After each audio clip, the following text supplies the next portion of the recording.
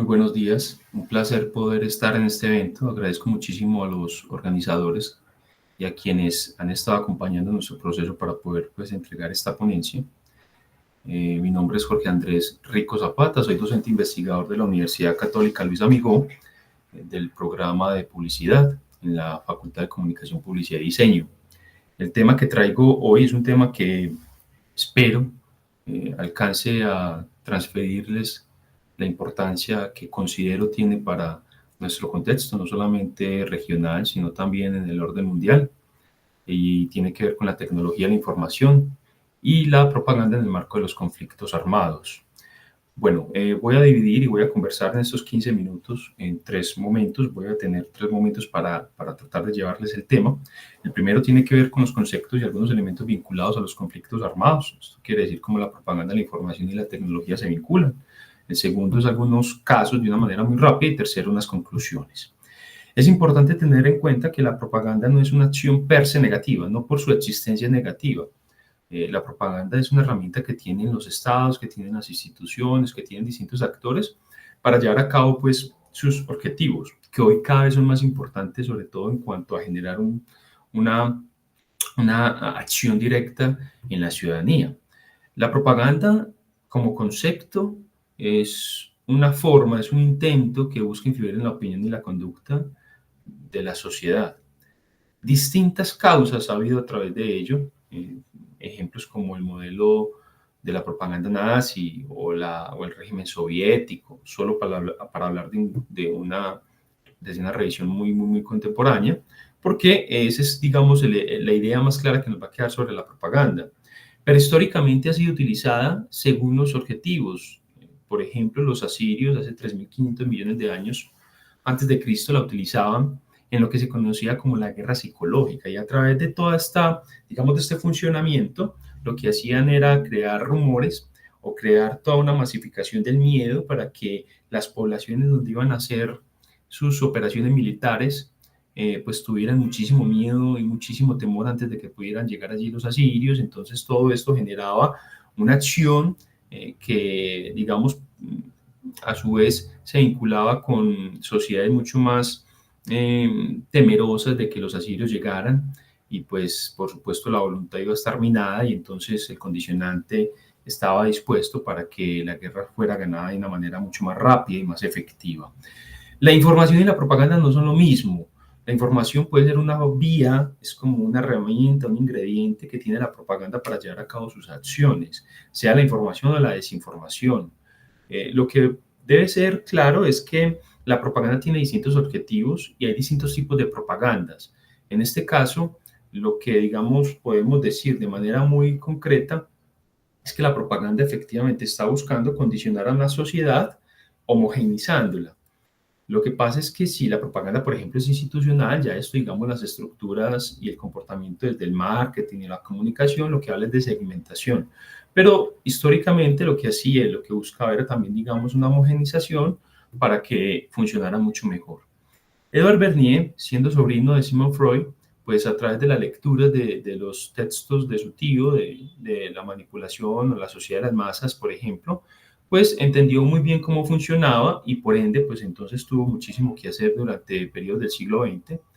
Él va a entender también, fue contratado por distintas empresas para llevar a cabo acciones en la opinión pública, pero él va a entender que la propaganda va a quedar muy mal ubicada después de la Segunda Guerra Mundial. Entonces va a tener un cambio en el concepto. Él va a pasar de definir propagandista a relacionista público. De ahí va a venir entonces el concepto de relaciones públicas, que en esencia sigue siendo, digamos, en esencia, sigue siendo lo mismo, es generar, digamos, un caudal de influencia para impactar en una sociedad y generar unas visiones o unos entendimientos sobre la realidad, que es, a fin de cuentas, lo que está pasando con los conflictos armados, teniendo presente que cada momento pues tenía su avance tecnológico y eso era adaptado para el ejercicio de la propaganda. Entonces, a su vez, según la visión que se tuviera la propaganda, pues iba a ser utilizada en el conflicto armado. Aquí hago un paréntesis: los conflictos armados son de distintos tipos según el derecho internacional humanitario. Para hablar de dos muy concretos, estamos hablando del conflicto armado externo, que es la guerra entre estados, cuando vemos, por ejemplo, lo que está pasando entre Rusia y Ucrania, lo que estaba pasando, lo que pasó en su momento en la Primera Guerra Mundial, y el conflicto armado interno, que es el caso de, para poner un ejemplo más muy concreto, es lo que pasa en mi país, en el caso colombiano, donde el Comité Internacional de la Cruz Roja define que hay 8 tipos distintos de conflictos armados internos en nuestro territorio, y esto lo define por los actores que disputan. En el conflicto armado interno hay actores no estatales, los grupos armados organizados, y actor estatal, que sería el Estado. Entonces, Edward Bernier pues, va a tener un papel muy preponderante en la confección de la propaganda contemporánea, además porque de ahí van a venir estudios de la comunicación, esto articulado también a los estudios de opinión pública que iba a realizar George Gallup, por ejemplo, hacia los 50, y así todo esto se iba a vincular. Más adelante, esto va a sincronizarse con lo que se conocía también como las guerras de información, me refiero más adelante de Bernier, y es que esto ya era entonces una manipulación de digamos, de los discursos informativos para cambiar influencias o para influir mejor en las percepciones políticas, sobre todo en cuanto a la tergiversación de los contenidos. Históricamente, lo que haya pasado tal vez con las disputas de Pulitzer o Hearst, que eran empresas informativas y que tenían pues también que cubrir en ese momento la guerra hispano-estadounidense y pues lo que iba a pasar en su momento hacia finales del siglo XX, por ejemplo, o del siglo o del momento pues en que estuvieran trabajando, que estuvieran llevando a cabo sus acciones. Entonces, la propaganda va a tener unos formatos, la información está ahí, pero está el cómo se cuente el asunto. Entonces va a haber una manipulación, puede darse una influencia, y esto se explica muy bien desde la teoría del recorte de imagen duro o bondadoso, y es sobre un hecho, cómo se cuenta lo que está pasando. Eso se puede dar desde distintas posturas. Por ejemplo, ¿qué quiero que se piense sobre el conflicto ruso-ucraniano? Y si es pro o contra de un país, pues entonces cuenta el hecho de una manera que favorezca de una manera u otra al actor que se considere.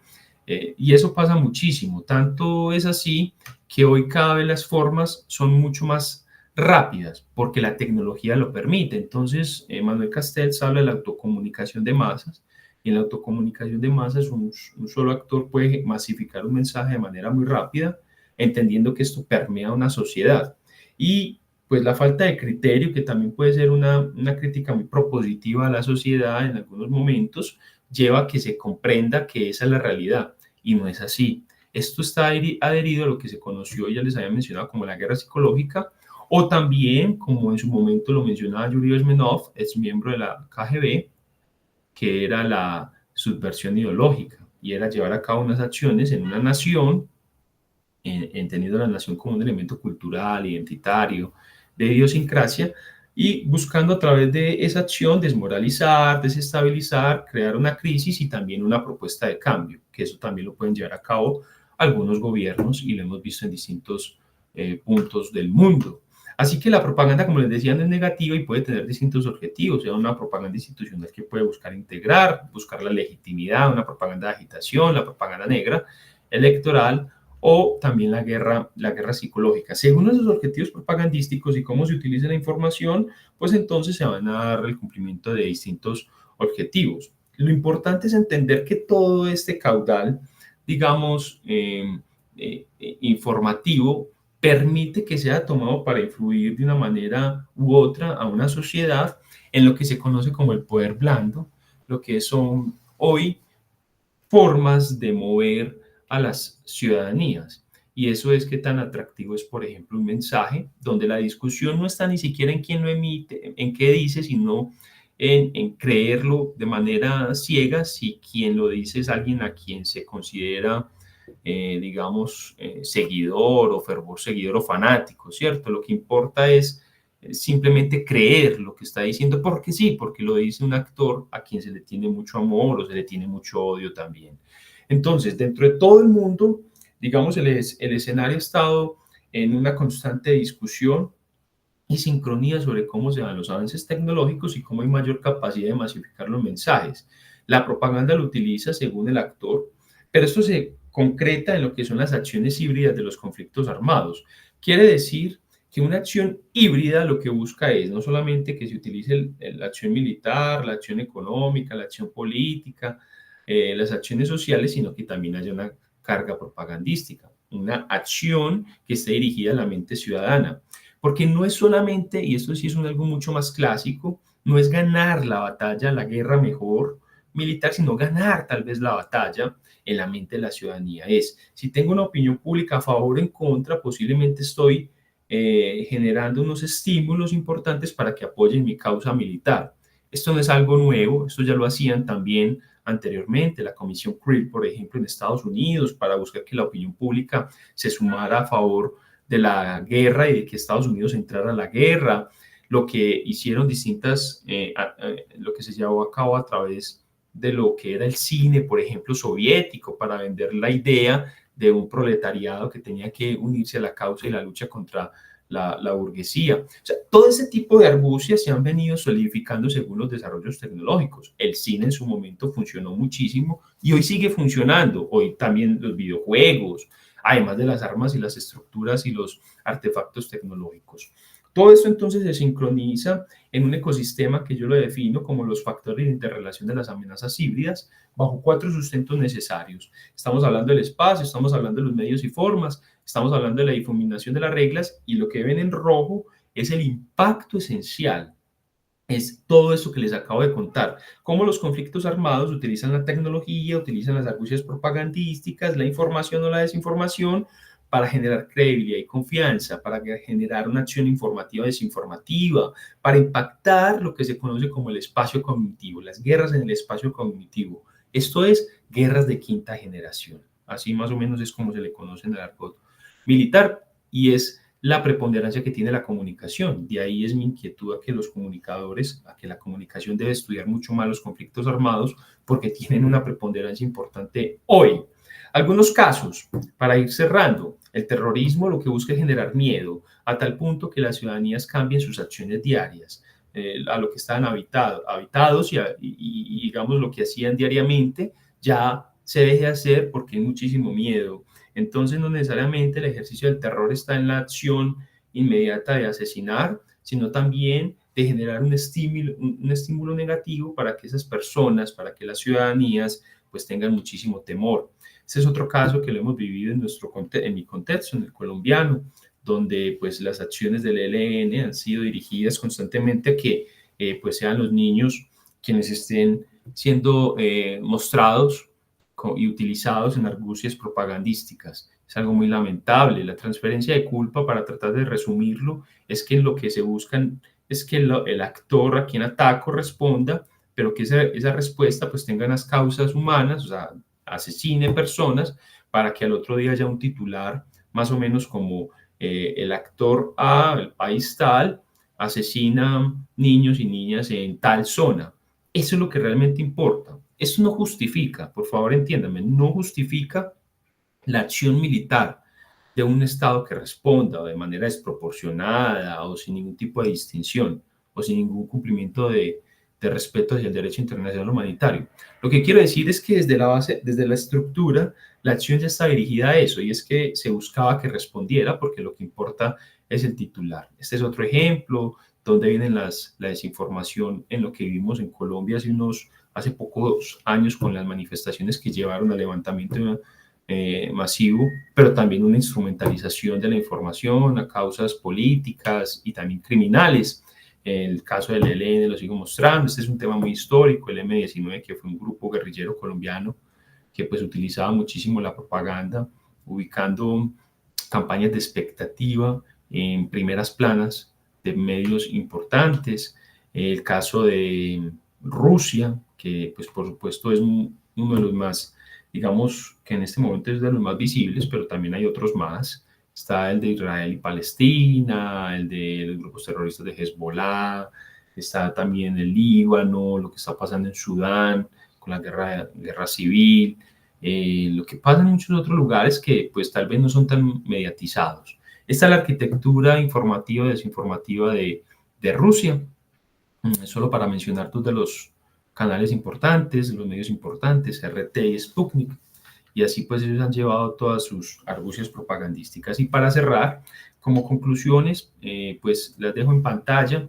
Me interesa distinguir o dejarles dos, sobre todo. Una es que hay que estudiar mucho más la opinión pública, la comunicación social hoy tiene un reto grande en investigar y trabajar directamente asuntos de conflictos armados, porque primero, pues porque es una necesidad y segundo, porque hoy los conflictos armados no se entienden solo desde las lógicas militares, entendiendo que lo militar está entendiendo de cierta forma esto comunicacional, pero es que es también la educación quien debe empezar a comprender cómo está funcionando esto.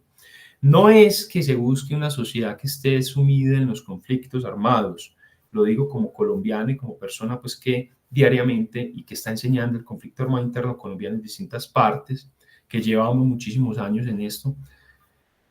Lo digo es que si no conocemos el fenómeno es muy difícil combatirlo. Entonces, ¿cómo están actuando los conflictos hoy armados? No solamente en la vía armada, sino también en los estímulos y en la generación de emociones sincronizadas a través de narrativas, para buscar que las sociedades o se confundan con lo que pasa, o no sepan cuál es la realidad, o simplemente se sumen a una causa u otra. El relato debe ser constante, es mi segunda conclusión que quiero dejarles. La primera era la que les decía sobre la necesidad de estudiar esto, y la segunda es que debe haber un relato muy constante, no se puede dejar de parte institucional al rumor, el espacio del rumor, hay que crear de manera muy contundente también unos formatos para que de manera muy precisa se esté contando lo que pasa. Quiere decir que la propaganda también debe ser utilizada a nivel institucional, de una forma operativa, pero también de una forma, por supuesto, muy estratégica. Y por último, pues dejo esta frase de Byung-Chul Han en su texto No Cosas. Es más bien nuestro frenesí de comunicación e información lo que hace que las cosas desaparezcan. La información, es decir, las no cosas, se coloca delante de las cosas y las hace palidecer. No vivimos en un reino de violencia, sino en un reino de información que se hace pasar por libertad. Así pues que entonces les agradezco mucho. Es para mí un honor haber podido estar con ustedes, acompañar este espacio y espero haber sido claro. Dejo mis redes, es mi correo electrónico, mi LinkedIn y también pues mi dirección en X, en Twitter, para que si alguien tiene alguna inquietud, a lo que me quiera también invitar más adelante, que conversemos, charlemos, por supuesto, estaré complacido. Les agradezco mucho y les envío un saludo especial.